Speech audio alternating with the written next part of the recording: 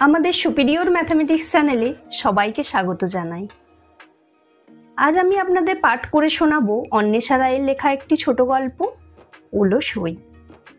যে গল্পটা যদি ভালো লেগে থাকে তাহলে একটা লাইক করবেন আর তার সাথে কমেন্ট করে জানাবেন যে কেমন লাগলো। আর চ্যানেলে যারা নতুন এসেছেন তারা চ্যানেলটিকে সাবস্ক্রাইব করে নোটিফিকেশন বাটন অন করে দেবেন, তাহলে দেখবেন এই ধরনের গল্প দেওয়ার সাথে সাথে আপনারা কিন্তু শুনতে পাবেন। তাহলে শুনতে থাকুন আমার আজকের ছোট গল্প অলস-ই। অবাক হওয়া গলায় প্রসূন বলল, কেন? শবন্যাকে বলবে না কেন? মাসে যার সঙ্গে একবার অন্তত দেখা না করলে চলে না, তাকেই ছেলের জন্মদিনে ডাকবে না? কেমন অভদ্রতা হয়ে যাচ্ছে না? ইলিনা প্রশ্নটাকে উড়িয়ে দেওয়ার ভঙ্গিতে বলল, আরে দূর, তুমি অত ভেবো না তো। নিমন্ত্রণ করলে ওরই চাপ, বর যা জিনিস। প্রসূনের কপালের ভাঁজ কমে না, সংশয় ছাপিয়ে বুড়বুড়ি কাটে কৌতূহল। বর যা জিনিস মানে? আসতে দেবে না নাকি? রিটার্ন গিফটের ব্যাগগুলো গুছিয়ে তুলতে তুলতে ইলিনা বলল, জানি না, তবে খুব যে সন্দেহবাতিক সেটা জানি। মারধর হয়তো করে না, তবে আজে বাজে কথা বলে হেনস্থা করে প্রায়। প্রসূন কথা বাড়ায় না, ইলিনার ওপর পূর্ণ আস্থা আছে তার। সব দিক সামলে সকলকে নিয়ে চলার অদ্ভুত ক্ষমতা আছে মেয়েটার। নিজের মা বাবা জ্যাঠা জেঠিকে তো চেনে প্রসূন। কথায় কথায় রেগে ওঠা, না বুঝে উল্টাপাল্টা মন্তব্য করা তাদের চিরকালীন স্বভাব। বিয়ের পরপর ইলিনা রান্নায় নুন কম বেশি করে ফেলতো প্রায়ই। মুখে খাবার তুলেই বিরক্তিতে মুখ কুঁচকে যেত সকলের। বাবা বলতেন, বাড়িতে খাওয়া দাওয়া বন্ধ করে দিতে হবে, যা দেখছি। মা ফোড়ন কেটে বলতেন, আরো আনো চাকরি করা বউ, এমএ পাস শুনে একেবারে গদগদ হয়ে গেলে সকলে। ঠিক কি না দিদি ভাই? জেঠি ঠোঁট বাঁকিয়ে সাই দিয়ে বলতো, আমি তো তোকে প্রথমেই বলেছিলাম ছোট, এখন মিলিয়ে নে। বোনের তখনও বিয়ে হয়নি। সমজদারি স্বরে সে ইলিনার কাছে জানতে চাইতো, তোমার দিদিও এমন রান্না করতো বুঝি? তারপরেই অর্থপূর্ণ হাসি মাখা চোখে তাকাতো জেঠি আর মায়ের দিকে। ইলিনার দিদি ডিভোর্সি, স্বামীর সঙ্গে বনিবনা না হওয়ায় বাপের বাড়ি চলে এসেছে মেয়েকে নিয়ে। প্রসূন এসব দেখে স্তম্ভিত হয়ে যেত। মনে হতো যেন কোনো মোটা দাগের টিভি সিরিয়াল দেখছে। রাগে খাওয়া ছেড়ে উঠে যেত। কোনো দিন প্রতিবাদও করত, কিন্তু যার জন্য এত কিছু সেই এসে বাধা দিত। জোর করে ঘরে টেনে নিয়ে গিয়ে বলতো, কিচ্ছু বলার দরকার নেই, সময় দাও, সব ঠিক হয়ে যাবে। তবে মুখে যাই বলুক, চোখের নিচে গাঢ় হতো মন খারাপ। ত্বকের জৌলুস নিভে যেতে যেতে জানান দিত, সব ঠিক নেই। মাঝে মাঝে আনমনা হয়ে বাইরের দিকে তাকিয়ে থাকতো। প্রসূন বা নিজের মা দিদির কাছেও অভিযোগ করতো না কোনো। প্রসূন যখন ওর মাথায় হাত বুলিয়ে দিতে দিতে নিঃশব্দে ক্ষমা চাইতো, তখন শুধু বলতো, দিদির যা হলো আমারও যদি সেই রকম কিছু হয়, তাহলে আর আমার মা বাবা বাঁচবে না। অনেক সাধ করে আমার বিয়ে দিয়েছেন, আমাকে একটু মানিয়ে চলতেই হবে। ইলিনার নিষ্প্রভ স্বর ম্লান হাসির দিকে তাকালে ভয় করত প্রসূনের। মনে হতো আর কিছুদিন এখানে থাকলে হারিয়ে ফেলবে প্রিয় নারীকে। তাই সুমসুম হওয়ার পর উদ্যোগ করে পাড়ি দেয় দেশের বাইরে। সেখানে 5টা বছর মনের মতো আদরের সংসার তাদের। সব কিছু গুছিয়ে নিয়েছিল দুজনে। বছর আড়াই আগে অফিস থেকে নির্দেশ এলো দেশে ফেরার। প্রসূনের বাবার অসুস্থতা, ইলিনার মায়ের মৃত্যু, সবকিছু এমন সারাশির মতো চেপে ধরল যে দেশে না ফিরে আর উপায় থাকলো না। বাড়িতে পা দিয়েই প্রসূন বুঝেছিল, এই 5 বছরে মানুষগুলো একটুও বদলায়নি। মাঝের কয়েক বছর বাইরে থাকার কারণে ইলিনার উপর ক্ষোভ যেন তাদের দ্বিগুণ হয়ে গেছে। অন্যদিকে যুক্তিবোধ আর আধুনিকতায় আরো ঝকঝকে হয়ে উঠেছে ইলিনা। যে অন্যায়গুলো আগে মায়ের মুখের দিকে তাকিয়ে মুখ বুজে সহ্য করে নিত, সেগুলো আজকাল প্রবল প্রতিরোধে ফিরিয়ে দেবে, এটাই স্বাভাবিক। কিন্তু ইলিনা তা করে না। ঝাঁঝালো মন্তব্যের জবাবে সে আজকাল হেসে ফেলে, কখনো জিভ কেটে স্বীকার করে নেয় নিজের ভুল। দিদির প্রসঙ্গ তুলে খোঁটা দিতে চাইলে এমন ভাবে কথা বলে যেন ডিভোর্স হওয়াটা বিয়ে করার মতোই স্বাভাবিক ঘটনা। আর এত কিছুর পরেও তার চোখের নিচ অন্ধকার জমা হয় না, ঘুমে উকি দেয় না দুঃস্বপ্ন, ত্বক একই রকম ঔজ্জ্বল্য বজায় রাখতে পারে। এই ম্যাজিকের জন্য সে মনে মনে 5 বছরের বিদেশবাসকেই কুর্নিশ জানায়। উপহারগুলো বড় ব্যাগের ভিতর গুছিয়ে রাখতে রাখতে ইলিনা বলল, শবর্ণাকে নিয়ে এত এম্বারাসড হতে হবে না তোমাকে, ও আমি সামলে নেব। প্রসূন দীর্ঘশ্বাস ফেলে সশব্দে। সামনে যে ইলিনা নেবে সে বিষয়ে কোনো সন্দেহ নেই তার। তবু মনের ভিতর কি একটা খচখচ করে। একমাত্র প্রিয় বান্ধবীকে কেন ডাকতে চাইছে না ইলিনা? জন্মদিনের আয়োজন এক কথায় চমৎকার। হল সাজানো, মেনু, সব আয়োজনই দুর্দান্ত। আমন্ত্রিতদের তালিকা একটু লম্বা হলেও সকলের মনের মতো। প্রত্যেকেরই চেনা জানা বন্ধু বান্ধবকে মনে করে নিমন্ত্রণ করেছে ইলিনা। তবু নিমন্ত্রিতদের মধ্যে ইলিনার ঘনিষ্ঠ কেউ নেই।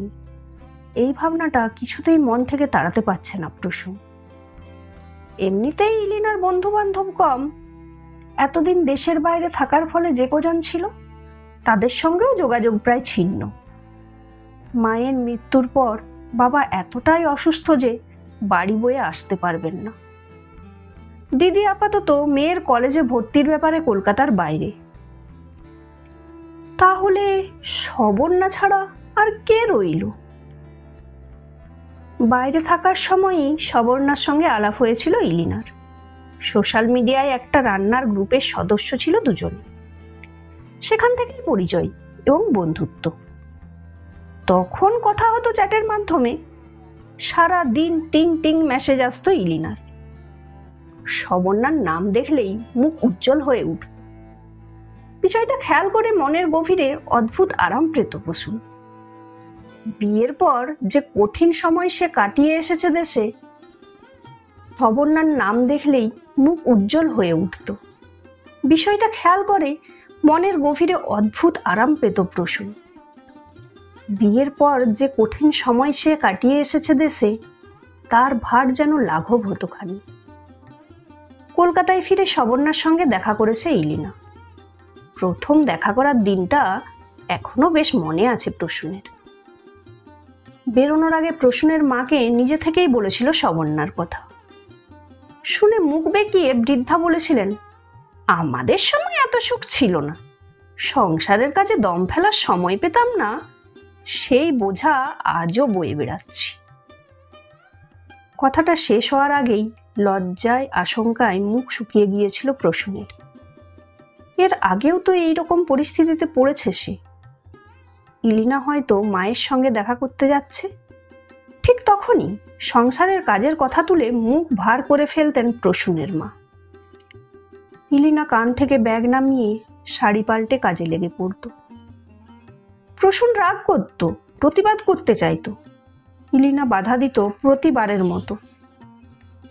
আড়ালে বলতো, জানো দিদির ডিভোর্স কেন হয়েছিল? শাশুড়ির সঙ্গে অশান্তি থেকে। মা খুব আঘাত পেয়েছিল। অনিকদা প্রথম প্রথম দিদিকে সাপোর্ট করত, কিন্তু যতই হোক মা তো একা হাতে ছোট থেকে বড় করেছে, মনে মনে দুর্বল হয়ে পড়ত। ডিভোর্সের পর বাবা খুব চুপচাপ হয়ে গেছে। আমি বাবাকে আর আঘাত দিতে চাই না প্রসূন। মন দমে যেত প্রসূনের। পুজোয় ঠাকুর দেখতে যাওয়ার আগে ঘরের যাবতীয় কাজ সেরে তবে বেরোতো। কোনোদিন বাইরে খেতে গেলে এক গাদা মিথ্যে কথা বলে যেতে হতো। ব্যাগে লুকিয়ে আনা লিপস্টিক গাড়িতে বসে ঠোঁটে দিত। একটা দুল নিজের জন্য কিনলেও কত যে কৈফিয়ত দিতে হতো তার হিসাব নাই। আর এই কৈফিয়ত জবাবদিহির মাঝে শীর্ণ থেকে শীর্ণতর হতে থাকলো ইলিনা। লাবণ্যর সঙ্গে এমনকি প্রসূনেরও আলাপ নেই সরাসরি, ছবি দেখেছে।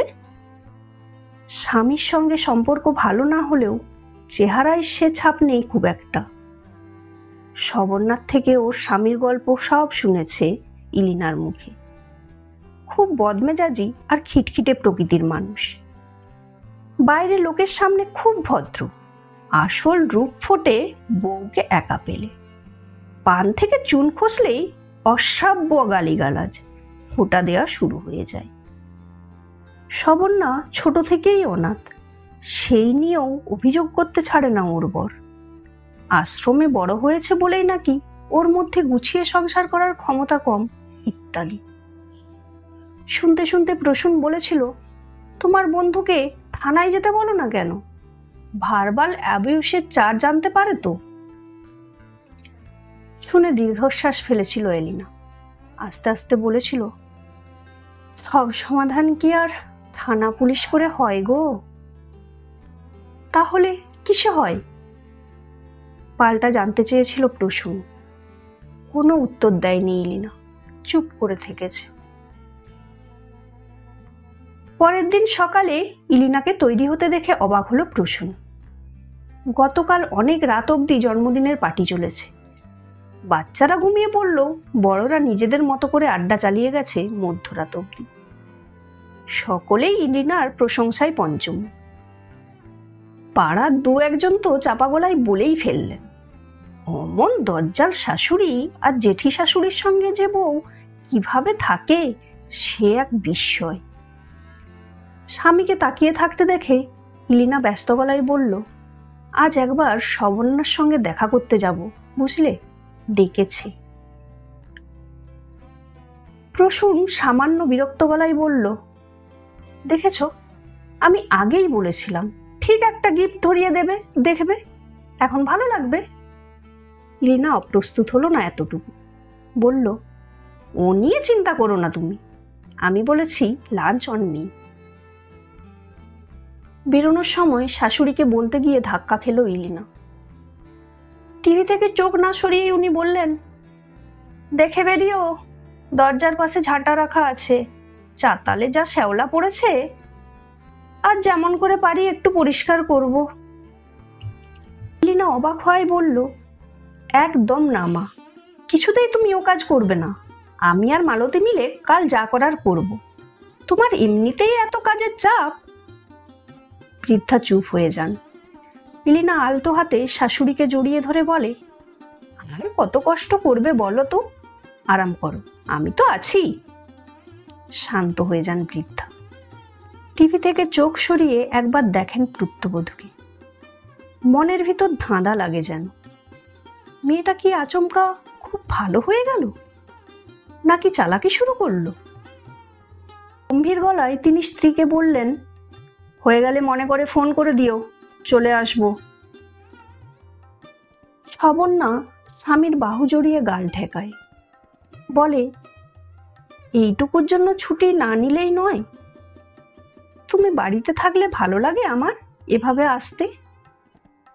নেহাত গিফটটা দিতে হবে তাই এসেছি।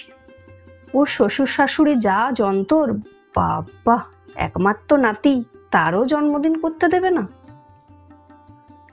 সুমসুমের জন্য কেনা উপহারটা কিনে বেরিয়ে আসে গাড়ি থেকে। রেস্তোরাঁর শীতলতায় মুখোমুখি হয় দুই বন্ধু। মেনু কার্ড খুলে চটপট অর্ডার করে চিকেন চাউমিন আর চিলি চিকেন। এমনটাই করে প্রতিবার। খাবার পছন্দ করতে অতিরিক্ত সময় খরচ করতে চায় না কেউই। ইলিনা বলে, এত অসভ্য মহিলা ঠিক বেরোনোর মুখে ঝাঁটাটা রেখে দিয়েছে। গত সপ্তাহে চাতালের শ্যাওলা পরিষ্কার করেছি, কাজের লোক নাকি পারে না। আসলে আমার হাড় মাস কালি না করলে শান্তি পাই না বজ্জাত মরি। শবন্যা হিসিয়ে বলে, হাজার করেও এদের বদলাতে পারবি না, বাজির পা ঝাড়া সব কথা। দেখলি না, অফিসের কামাই করেও আমাকে নামিয়ে দিয়ে গেল। সন্দেহ, এরপর বলবে ছবি পাঠাও, ভাবতে পারিস? মাঝে মাঝে কি মনে হয় বলতো, বুড়ির চুল ধরে দেয়ালে মাথাটা ঠুকে দিই, আপদ চুকে যাক, জীবনটা শেষ করে দিল আমার। ছলছলে চোখে ইলিনা ঝাঁপি খুলে দেয় অতীতের। যতবার দেখা হয়েছে এইভাবেই ওরা উগড়েছে সমস্ত আগুন। এত বিশ্বাস, এত নিরাপত্তা আর কেই বা দিয়েছে তাকে? শুধু কান্না নয়, বিচারের ভয় না পেয়েও যার সামনে রাগ দেখানো যায়। রেস্তোরাঁর ঠান্ডা ঘরে প্রতিবারের মতো এবারও ছড়িয়ে পড়ে বিন্দু বিন্দু আগুনের ফুলকি।